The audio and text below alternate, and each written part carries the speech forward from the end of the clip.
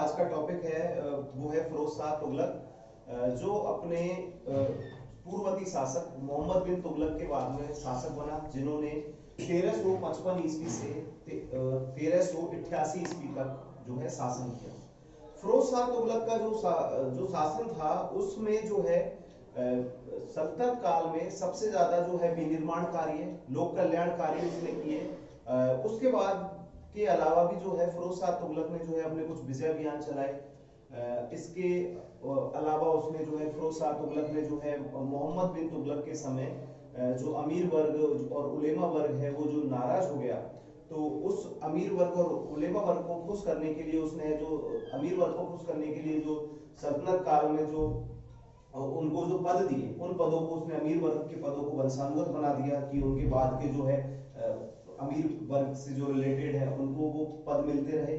और उलेमा वर्ग को खुश करने के लिए जो उसने सुन्नी मुस्लिम जो परंपरा के आधार पर उसने जजिया कर जो है पहला मुस्लिम शासक था जिसने ब्राह्मणों पर भी जो है जजिया लगाया था, तो जजिया कर जो है प्रारंभ किया। दोस्तों हम बात करते हैं फिरोज शाह तुगलक। तो फिरोज शाह तुगलक जो है गयासुद्दीन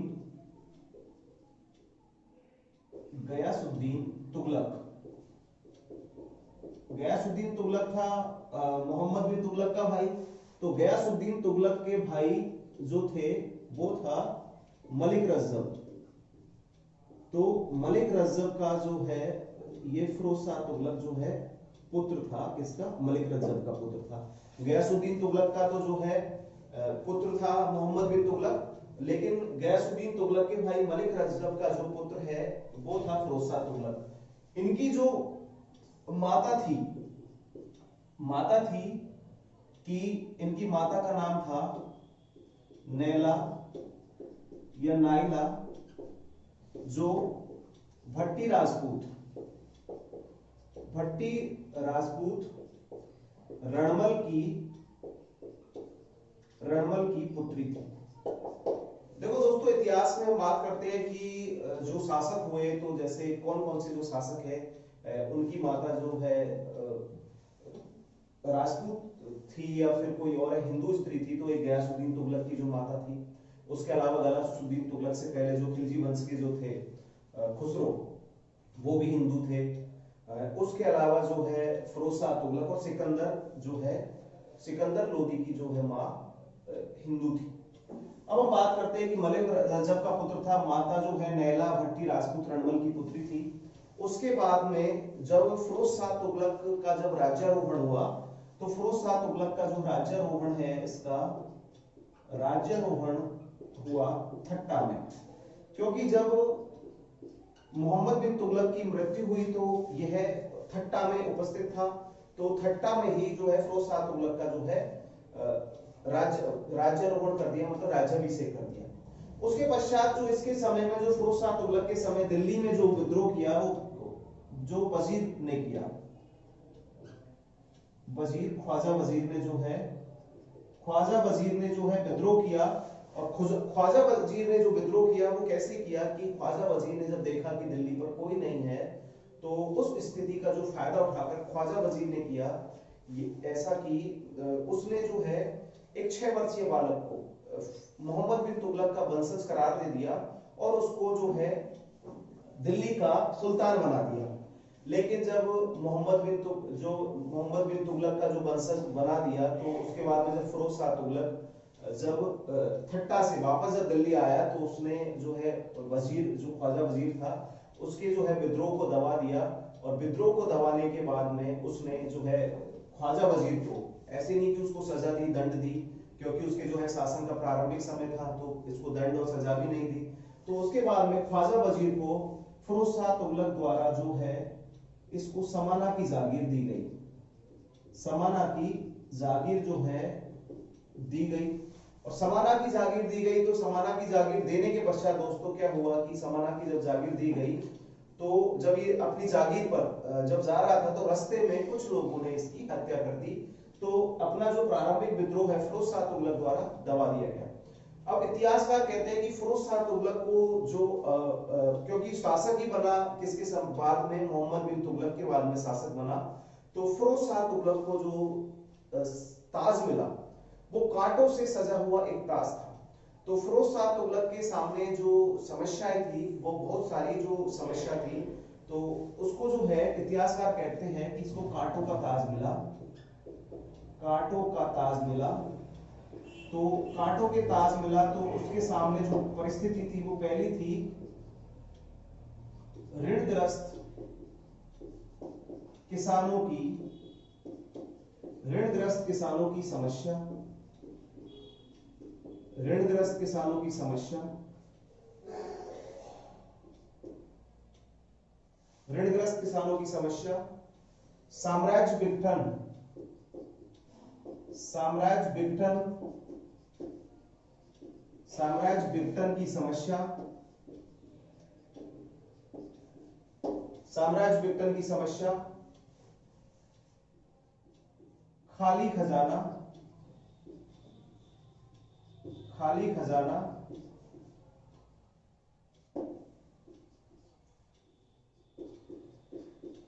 नाराज उलेमा वर्ग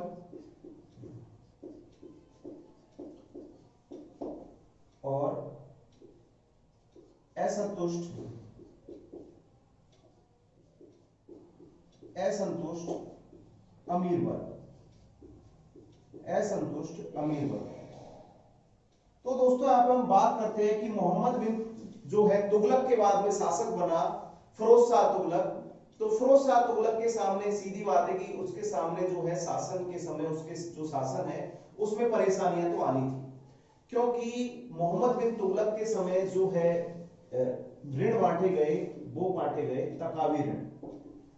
तो तकावी ऋण जो इसके द्वारा जो बांटे गए मोहम्मद बिन तुगलक के, तो तकावी ऋण से जो है जनता पर एक कर्ज का जो है बोझ बढ़ गया था।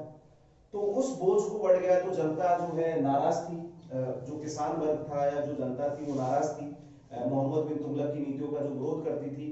तो उसके बाद में क्या हुआ कि फिरोज शाह तुगलक ने जो है अपना जो एक व्यक्ति है उसके द्वारा जो है रजिस्टर तैयार करवाया, रजिस्टर तैयार करवाया तो जो ऋणग्रस्त किसान है उनका जो है कर्जे का जो है एक आकलन किया कि कितना उनपे जो है कर्जा था।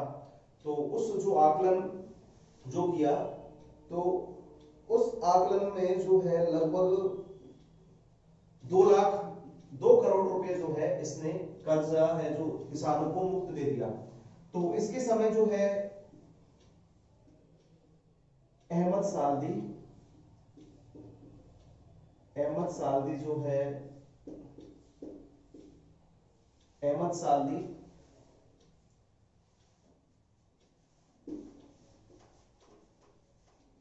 पहले समस्या देखो सबसे पहले दोस्तों। तो फिर उसके बाद में इसको जब मोहम्मद बिन तुगलक के बाद में शासक बना तो इसके सामने एक समस्या थी, इसका साम्राज्य का विघटन हो जाएगा, क्योंकि जो क्षेत्रीय राज थे जैसे बंगाल है तो उन्होंने जो है अपना जो है इसके अलावा तो इसको साम्राज्य विघटन की समस्या थी। तो इसने साम्राज्य का जो है अपनी लोक कल्याणकारी, विनिर्माणकारी और अपनी जो नीतियों से इसने जो है शासन का मजबूत आधार जो तैयार किया। खाली खजाना जो आपने पिछली कक्षा में देखा कि फिरोज शाह तुगलक के समय को खाली खजाना मिला, क्योंकि इसके जो पूर्वज थे मोहम्मद बिन तुगलक उन्होंने जो अपनी जो योजनाएं थी उन योजनाओं की असफलता के कारण, जैसे राजधानी परिवर्तन, दुआब में कर वृद्धि और जो है सांकेतिक मुद्रा का प्रचलन या फिर कराची या खुरासान अभियान की जो योजना है, उन योजनाओं के कारण जो है दिल्ली सल्तनत का जो है खजाना खाली हो गया। तो उनके सामने खाली खजाने की जो समस्या थी उसके लिए खाली खजाने से को करने जो उसके मुक्ति के लिए इसने जो है नए करों की जो है नए कर, जो पुराने जो 24 कर चलते थे वो हटाकर जो कुछ कर है वो शरीयत के आधार पर कर लगा दिए। और उसके अलावा जो है फिरोज शाह तुगलक ने उन नए करों को लगाने के अलावा जो फिरोज शाह तुगलक ने जो है अपने साम्राज्य में नए नए विनिर्माण कार्य करवाए, नहरें खुदवाई, जिससे जो है राज्य की जो है आय में वृद्धि हुई। उसके अलावा जो नाराज उलेमा वर्ग था इसको जो संतुष्ट करने के लिए जो है फिरोज शाह तुगलक ने जो है कट्टर सुन्नी मुसलमान बन गया। मतलब इतिहासकार कहते हैं कि जो फिरोज शाह तुगलक था वो औरंगजेब, अपनी जो कट्टरता में औरंगजेब और सिकंदर लोदी का जो है पूर्वज था और पहला जो शासक था जिसने ब्राह्मणों पर भी जो है जजिया कर लगाया था। क्वेश्चन आता है एग्जाम में। और इसके अलावा जो है असंतुष्ट अमीर वर्ग है, तो उस असंतुष्ट जो अमीर वर्ग जो दिल्ली का जो राजधानी परिवर्तन के समय भी असंतुष्ट हुआ, या फिर जो उलेमा वर्ग जो उसकी मोहम्मद बिन तुगलक की नीतियों से असंतुष्ट था, तो उसके लिए जो है फिरोज शाह तुगलक ने क्या किया कि इस जो अमीर वर्ग है तो इनकी जो जागीर थी उनको वंशानुगत बना दिया। तो वंशानुगत बना दिया तो अमीर वर्ग है उस चीज से संतुष्ट हुआ, तो ऐसे करके जो है इसको कांटों का ताज मिला था फिरोज शाह तुगलक को। लेकिन इसने जो है अपने शासन की जो अच्छी नीतियां हैं, अच्छे जो निर्माण कार्य करवाए या फिर अच्छे जो कार्य किए, उसकी वजह से फिरोज शाह तुगलक का जो शासन है वो एक अच्छा है, जब तुगलक कालीन जो है सबसे श्रेष्ठ शासकों में गिना गया। अब दोस्तों हम बात करते हैं कि जब फिरोज शाह तुगलक शासक बना तो सबसे पहले इसने है जो किसानों की समस्या या फिर अपने जो पिता के लिए जो जनता का आक्रोश था उसको कैसे दूर किया।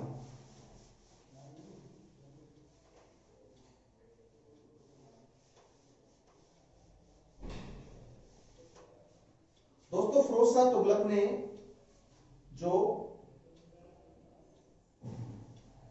अपना महालेखाकार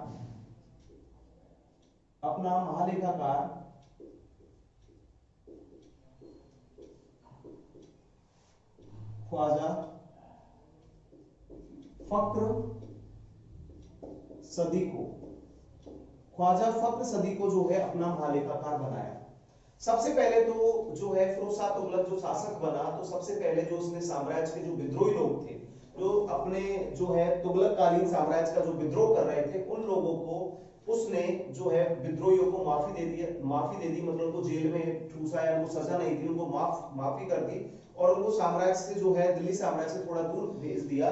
तो उससे क्या है, वो जो उन लोगों का जो विद्रोह था वो दब गया। उसके बाद में जो है ऋणग्रस्त जो लोग हैं, तो ऋणग्रस्त जो लोग थे तो उनकी समस्या के लिए फिरोज शाह तुगलक ने एक जो है महालेखाकार बनाया, जो उसके राजस्व या फिर ऋण की जो है जांच देखभाल के लिए। और इस महालेखाकार को बोला कि एक रजिस्टर तैयार कर, उस रजिस्टर में देख कि किसानों के ऊपर कितना कर्ज है, किस किसान के ऊपर कितना कर्ज है, किस वजह से कर्ज है, कितना कर्ज है। तो उसने जो महालेखाकार जो है ख्वाजा फक्र सदी, इसने एक जो है निर्धारित रजिस्टर तैयार किया जिसमें उसने पूरा जो है कर्ज का लेखा जोखा ब्यौरा प्रस्तुत किया।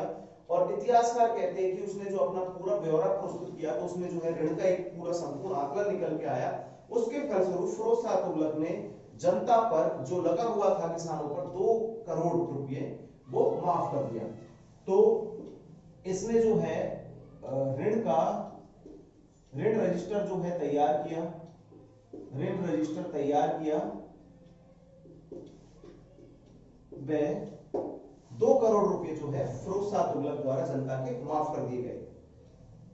फिरोज शाह तुगलक से ने जो असंतुष्ट लोग थे, तो जो असंतुष्ट लोग थे किससे, मोहम्मद बिन तुगलक से। तो मोहम्मद बिन तुगलक से जो असंतुष्ट लोग थे तो उनको जो संतुष्ट करने के लिए, जैसे मोहम्मद बिन तुगलक से उसकी काफी नीतियों की वजह से भी जो लोग हैं असंतुष्ट थे, खासकर सबसे ज्यादा जो असंतुष्टता जो लोगों में फैली मोहम्मद बिन तुगलक के समय, आपको बताया था कि राजधानी जो परिवर्तन हुआ उससे जो है लोगों में सबसे ज्यादा असंतुष्टता फैली थी।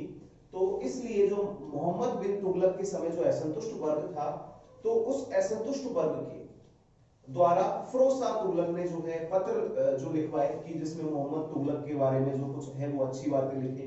तो अच्छी बातें जो उनके लिए तो द्वारा लिखकर जो है असंतुष्ट वर्ग को समझाया, मतलब मनाया, और उनको बोला कि तुम मेरे मतलब जो है पूर्व शासक है उसके लिए जो कुछ है एक अच्छी जो बातें लिखे। और वो अच्छी बातें लिखने के बाद में उनकी कब्र के पास उन पत्रों को रखवाया गया। तो इसके बाद में जो है फिरोज शाह तुगलक ने जो है नीति का कार्य किया था। उसके बाद में जो इसने खुतबों में जो अपने खुतबे थे, तो उन खुतबों में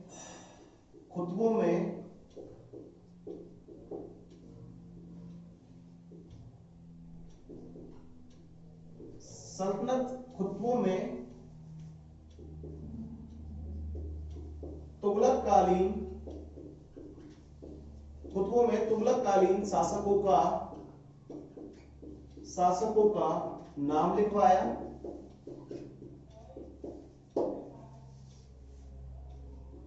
तथा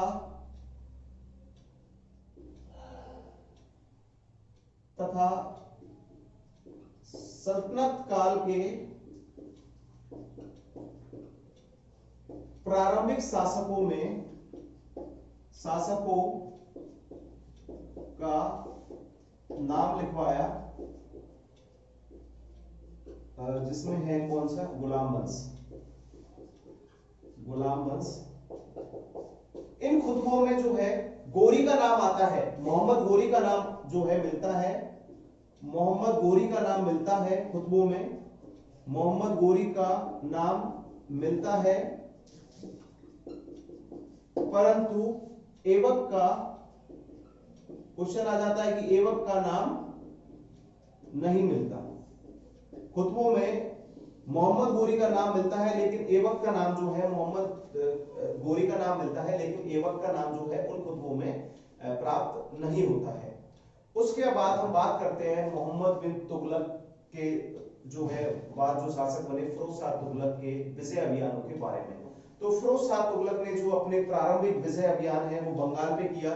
उसके बाद में उसने जो इसके विजय अभियान है, बंगाल का विजय अभियान, जाजनगर उड़ीसा का विजय अभियान, नगरकोट का विजय अभियान और इसका सिंध या ठट्टा के विजय अभियान के बारे में हम बात करेंगे। तो फिरोज शाह तुगलक के जो है विजय अभियानों की हम बात करते हैं।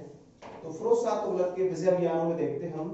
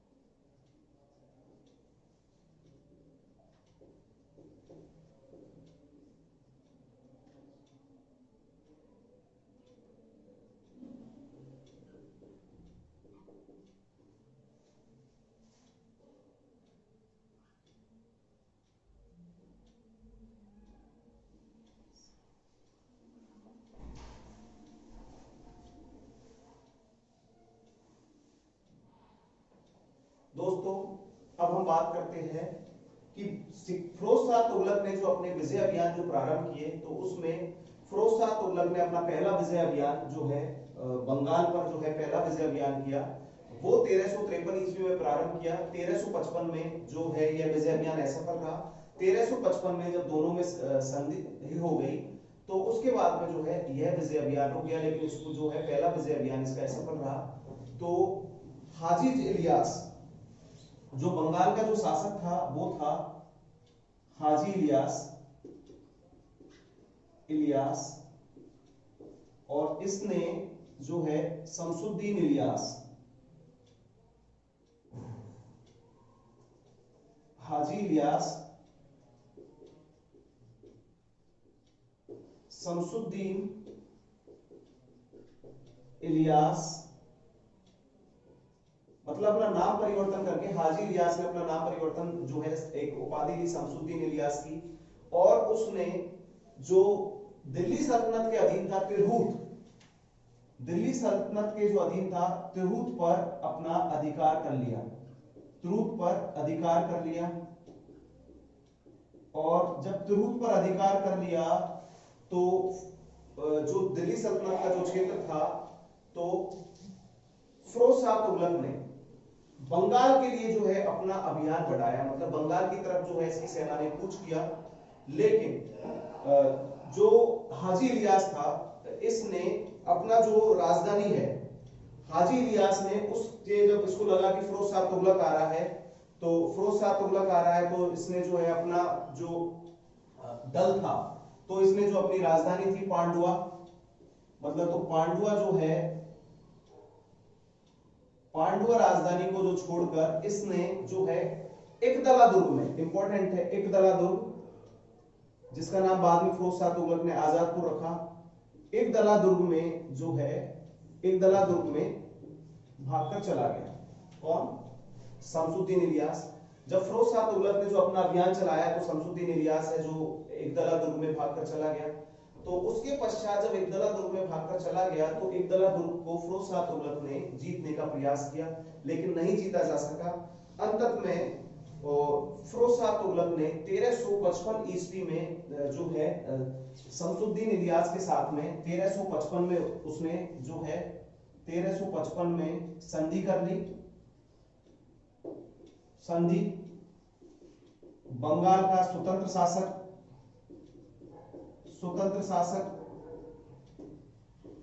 बंगाल का स्वतंत्र शासक बना शमसुद्दीन इलियास। शमसुद्दीन इलियास को जो है बंगाल का स्वतंत्र शासक माना और पहला विद्रोह जो है असफल रहा।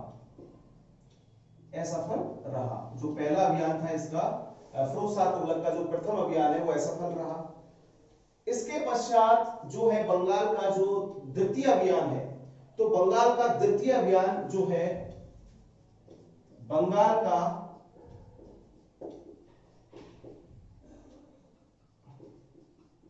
द्वितीय विजय अभियान बंगाल का द्वितीय विजय अभियान किया फिरोज शाह तुगलक द्वारा 1359 ईस्वी में।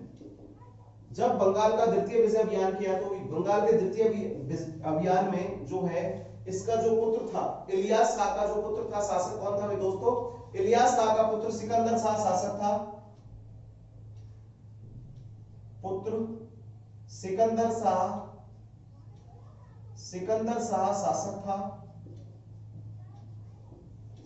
शाह शासक था। लेकिन उसके अत्याचार के कारण फखरुद्दीन का जो बंगाल में जो फखरुद्दीन था उसके दामाद है जफर खान फिरोज शाह तुगलक के पास आया। तो फिरोज शाह तुगलक से उसने बोला कि हमको जो है वहां उसके अत्याचार है, हम इलियास शाह का जो पुत्र है सिकंदर शाह उसके अत्याचारों से परेशान है। तो जो है फिरोज शाह तुगलक ने अपना द्वितीय अभियान बंगाल के लिए चलाया। लेकिन बंगाल के लिए जब द्वितीय अभियान चलाया तो सिकंदर शाह ने भी अपने पिता की तरह दिमाग का जो है सूझबूझ और बुद्धि का जो है प्रयोग या सूझबूझ या बुद्धि का जो है उपयोग करते हुए इसने भी जो है भागकर एकदला दुर्ग में चलाया। एकदला दुर्ग को दोबारा जीतने का प्रयास जो है फिरोज शाह तुगलक द्वारा किया गया, लेकिन एकदला दुर्ग को भी दोबारा नहीं जीता जा सका। अंततः जो फिरोज शाह तुगलक द्वारा जो बंगाल का दूसरा अभियान किया गया वो असफल रहा।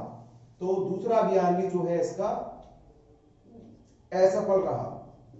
तो अब हमें बात पता चलती है कि फिरोज शाह तुगलक के जो विजय अभियान है, तो पहला जो बंगाल का विजय अभियान है वो असफल रहा। पहले बंगाल के जो विजय अभियान में हम बात करते हैं कि हाजी इलियास है वो शमसुद्दीन इलियास के नाम से गद्दी पर बैठा तो उसने दिल्ली के जो अधिकार क्षेत्र था तिरहुत, तो उस पर जो है तिरहुत बंगाल पड़ता है, तो उसने उस पर अधिकार जो है कर लिया। उसके बाद में जो बंगाल पर जो है अभियान फिरोज शाह तुगलक को चलाना पड़ा, लेकिन फिरोज शाह तुगलक जब इसको पता चला हाजी इलियास को, तो इसने जो है भागकर एकदला दुर्ग में चला गया। एकदला दुर्ग को है जो जीता नहीं जा सका। उसके पश्चात अंत में जो है 1355 ईस्वी में तो फिरोज शाह तुगलक को जो है इसके साथ में संधि करनी पड़ी शमसुद्दीन इलियास के साथ में, और उसको बंगाल का जो है स्वतंत्र शासक मान लिया। इसके बाद में शमसुद्दीन इलियास के बाद में जब है शासक बना इसका बेटा सिकंदर शाह, तो सिकंदर शाह के जो अत्याचारों से फखरुद्दीन का जो दामाद था जफर खान फिरोज शाह तुगलक के पास गया। उसने उससे मांग की कि हमको जो है उसके अत्याचारों से मुक्त करो। तो उसके पश्चात जो है फिरोज शाह तुगलक ने जो अपना दूसरा अभियान चलाया वो भी असफल रहा, क्योंकि हाजी जो है शमसुद्दीन इलियास है उसके जो पुत्र सिकंदर शाह ने भी अपने पिता की तरह सूझबूझ का जो है परिचय देते हुए, मतलब सूझबूझ का जो है काम करते हुए सूझबूझ के साथ में वो भी भागकर जो है एकदला दुर्ग में चला गया, जिससे इसको जो है जीता नहीं जा सका और ये द्वितीय अभियान भी बंगाल का द्वितीय अभियान भी जो है असफल रह गया। उसके बाद हम बात करते हैं फिरोज शाह तुगलक का जाजनगर या उड़ीसा अभियान।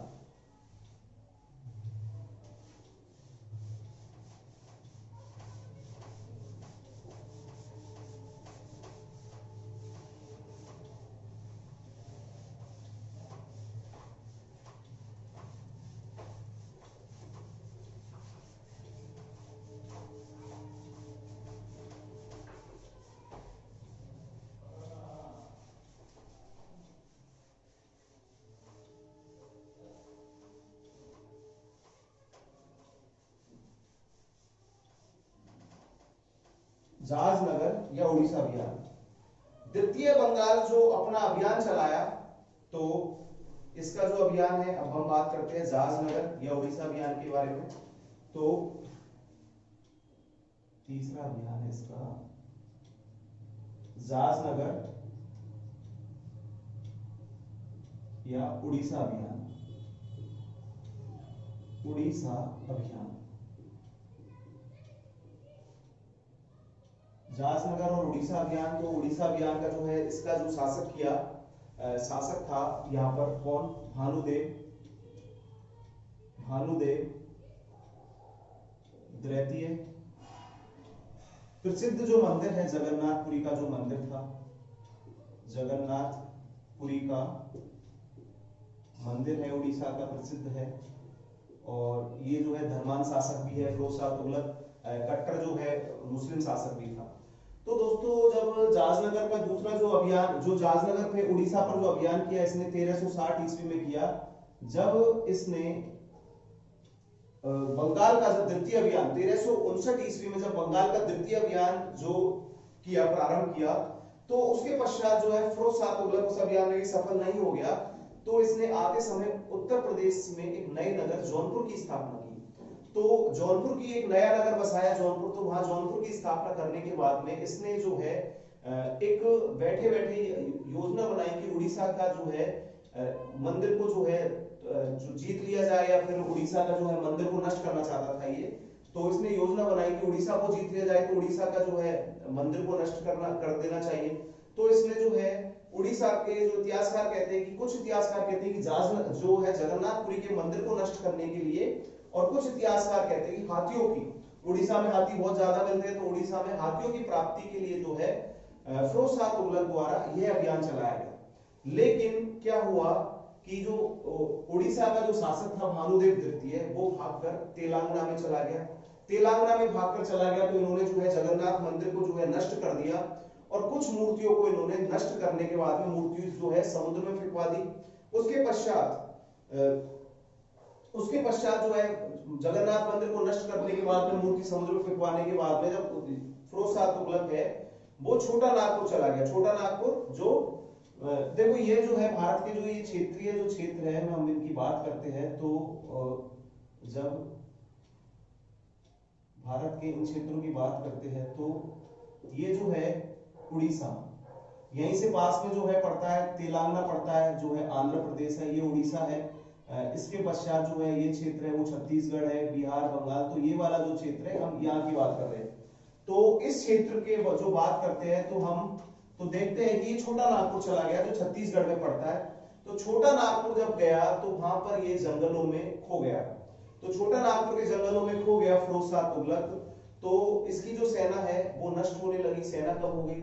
लेकिन अपने अंतिम समय में कैसे भी कुछ बचे कुछ सैनिकों के साथ में वापस ये दिल्ली पर अधिकार किया और वापस दिल्ली पहुंच गया। इसके पश्चात फिरोज शाह तुगलक द्वारा जो अभियान चलाया गया वो है नगरकोट अभियान। अगला जो विजय अभियान है इसका नगरकोट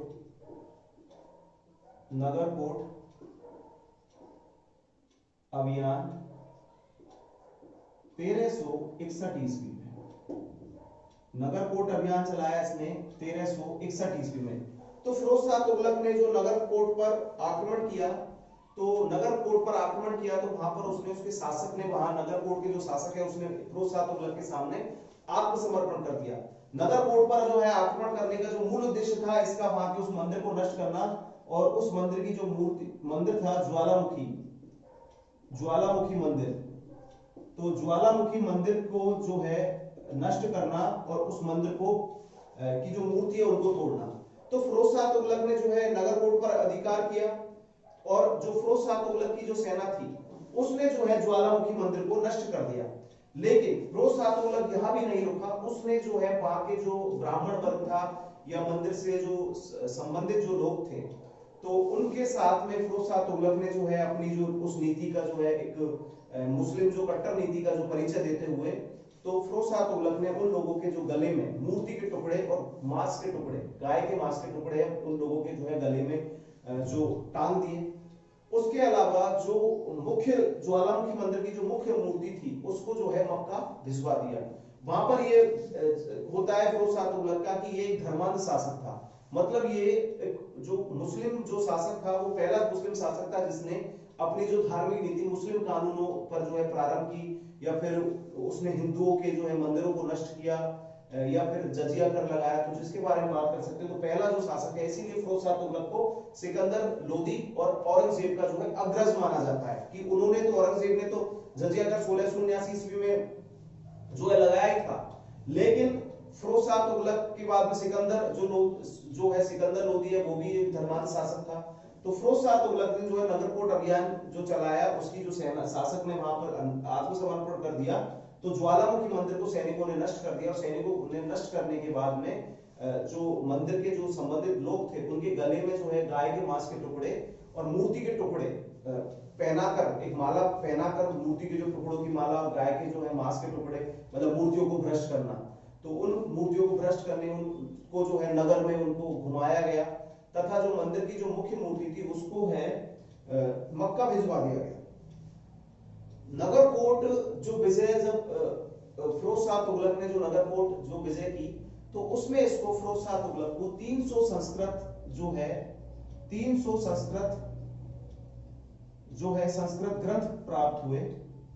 300 संस्कृत जो है ग्रंथ प्राप्त हुए, उन ग्रंथों का फिरोज शाह तुगलक, यहाँ ये एक अपनी जो है अच्छी नीति का परिचय देता है कि 300 जब संस्कृत ग्रंथ प्राप्त हुए तो इसने उसका जो है अनुवाद करवाया, उन ग्रंथों का अनुवाद करवाया, और उनका अनुवाद जो है फारसी भाषा में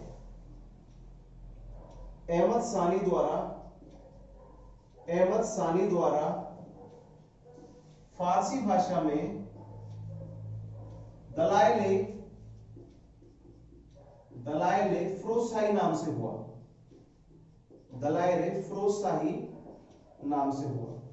तो यहां पर क्या होता है कि फिरोज शाह जो उन मामलों में तो जो है अपनी धर्मांध नीति का जो है पालन करता है, लेकिन इसने जो वहां पर 300 संस्कृत ग्रंथ प्राप्त हुए उसका जो है अपने जो एक अनुवाद विभाग में था अहमद जो है सानी से फारसी में इसने इसका संस्कृत जो है फारसी अनुवाद, संस्कृत से जो फारसी अनुवाद है वो दलाइल फिरोजशाही नाम से करवाया। उसके बाद में हम बात करते हैं फिरोज शाह का ठट्टा या सिंध का अभियान। ठट्टा या सिंध अभियान, ठट्टा या सिंध अभियान ये हुआ 1361 ईस्वी में। शासक थे यहां पर जाम बावनिया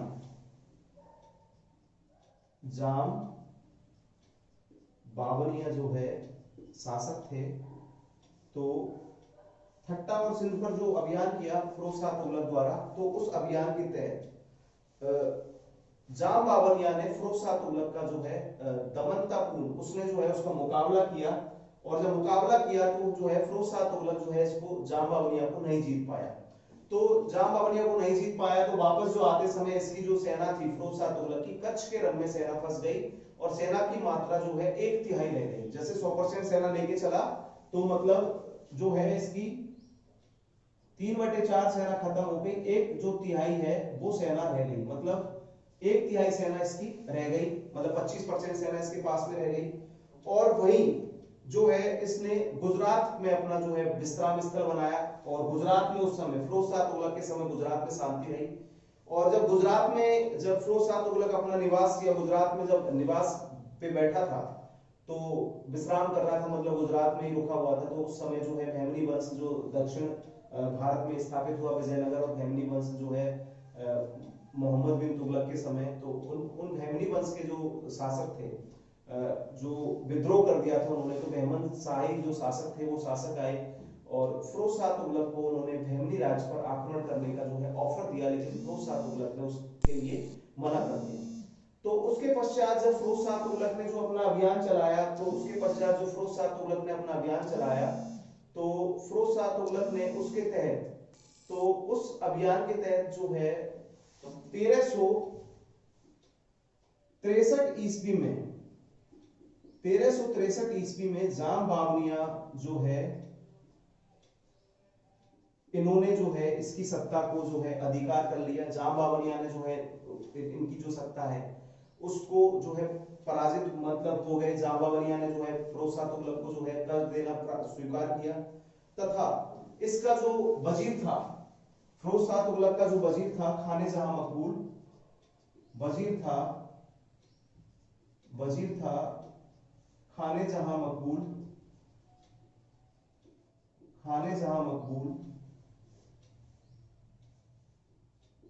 उसने सनद भेजी।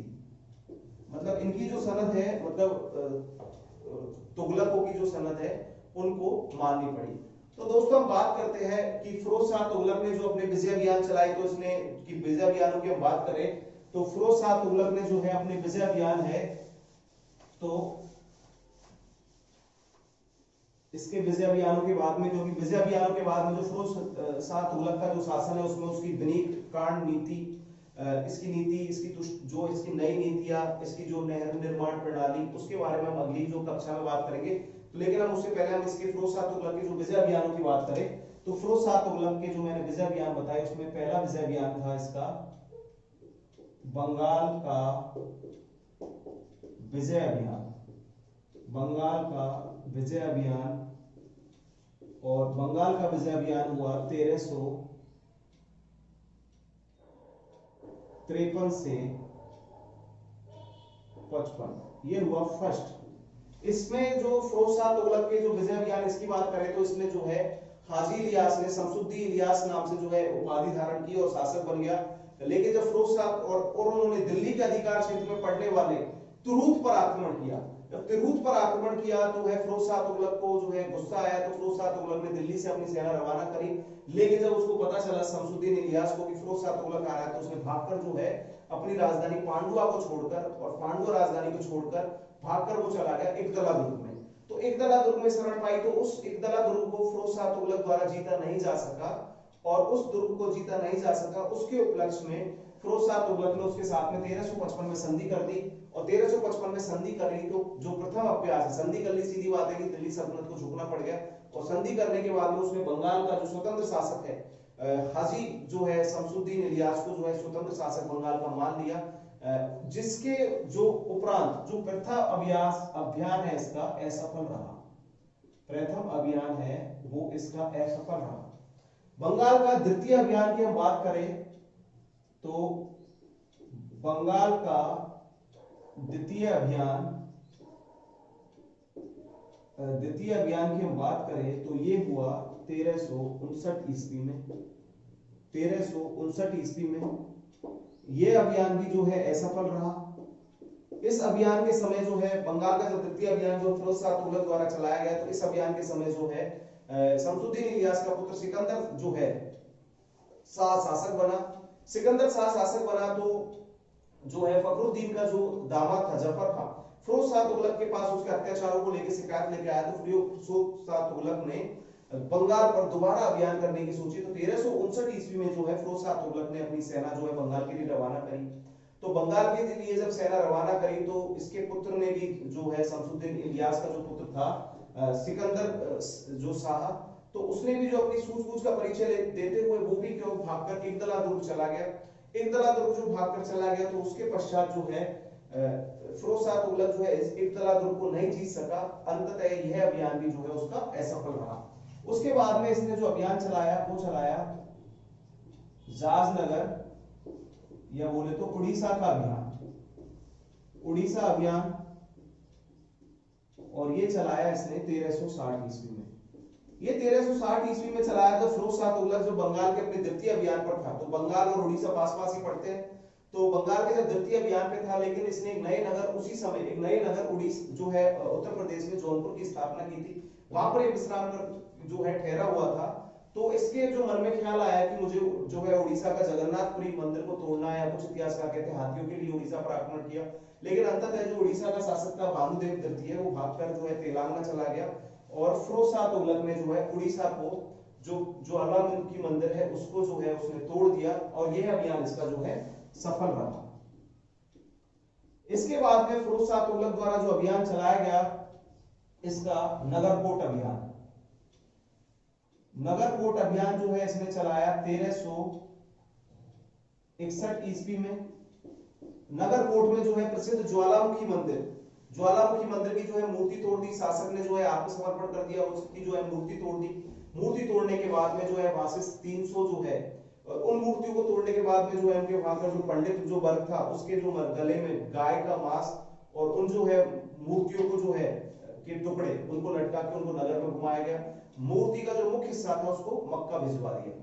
उसके बाद में जो वहां से 300 संस्कृत जो ग्रंथ जो प्राप्त हुए तो अपने जो है एक अहमद सादी के द्वारा उनका जो है अनुवाद फारसी में दलाइल फिरोजशाही नाम से करवाया।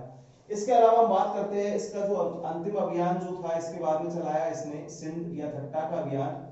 तो सिंध या थट्टा अभियान, थट्टा अभियान, यह अभियान 1361 में प्रारंभ किया और 1363 में पूर्ण हुआ।